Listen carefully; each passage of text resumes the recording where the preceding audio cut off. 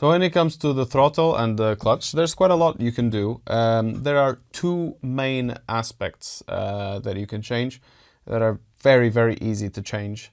So those are the preload and the load.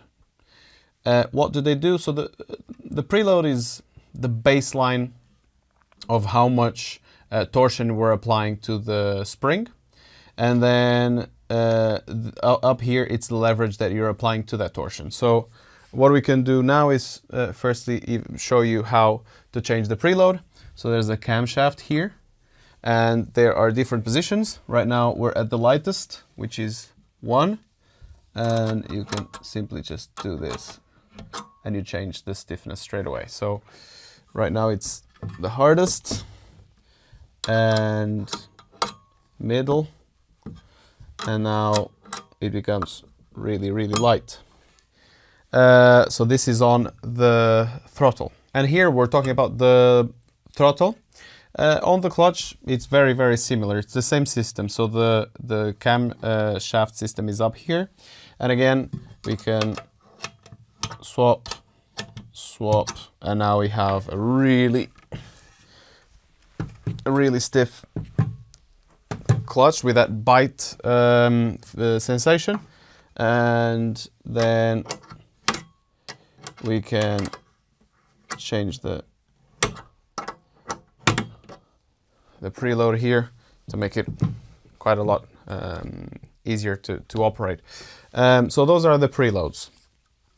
When it comes to the loads, we include a tool that is designed to assist you doing it, although quite easily you can do it with your hand. So this is an extra tool that we provide just so you actually do have a tool to operate it, but it's quite easy to simply just use your fingers and by hand change the stiffness. So on the bottom that would be the stiffer load, and on the top the lightest, and in between you have 1, 2, 3 steps. So in total 1, 2, 3, 4, 5 steps per different preload. So that would be 3 times 5 different steps. So in order to use this system over here, you can see that basically there's a couple of arrows here, and you always point the arrow up. So here you engage it like this, so it engages here, and then you see this little cut down here, it engages, that's it. And you can operate it with leveraging with this tool and getting it wherever you want. So again, very, very, very, very, very easy. And then here, because sometimes with the maximum preload, the clutch might actually be a little bit more challenging to tweak using your hands. We can even give you an example. So let's put it on the maximum preload. It becomes a bit of a challenge to do it by hand here, in which case, so again, you're using the arrow up, you engage it like so. So this cut goes to here, and this cut engages up front. So with this, it'll give you a big leverage to make this very, very easily. So you'll just do this, engage, and swap. Again, minimum, maximum, middle, you can tweak it, and straight away it's changed. So now if I'm to do it a little bit faster, just so you can have a sense as to how really quick you can make these adjustments. It's so for preload, that's it. We can change the preload like that. Here, same thing, you can change preloads. There we go. And then to adjust, you can either do it by hand or, and I just did 2 tweaks there, so it's 0.2 of a second to change. Or here again, you apply this preload and just change it. Plus, minus, there's a plus and a minus, so you can see exactly what change you're doing, and that's it. You can make all those changes. What can happen is when you change the force, you will actually need to make a tweak on your software.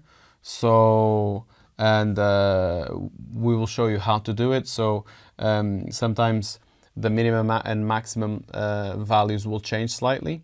There are some ways to make it so you won't need to tweak on our software and you can just do it on your DAW.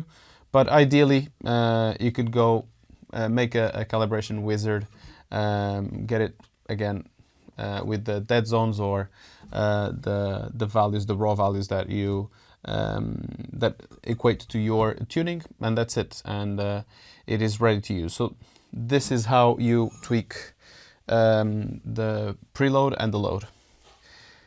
There is another one which is a little bit more advanced. We don't necessarily think you'll need it, but in case you'd like to do it, there's an extra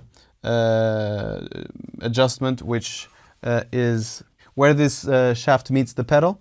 You can actually change the location of where it meets, and the lower you go, the more force you will have to apply because you have less leverage, and the higher you go, the softer it will be. And then on the clutch, it actually has another effect, which is, let's say you don't necessarily enjoy very much that biting point. If you move this upwards, you'll get less force and less of the bite point. So you get a more direct clutch, which feels more linear and less, you'll feel less of that bump in the middle of the travel. So this is how you adjust force and preload.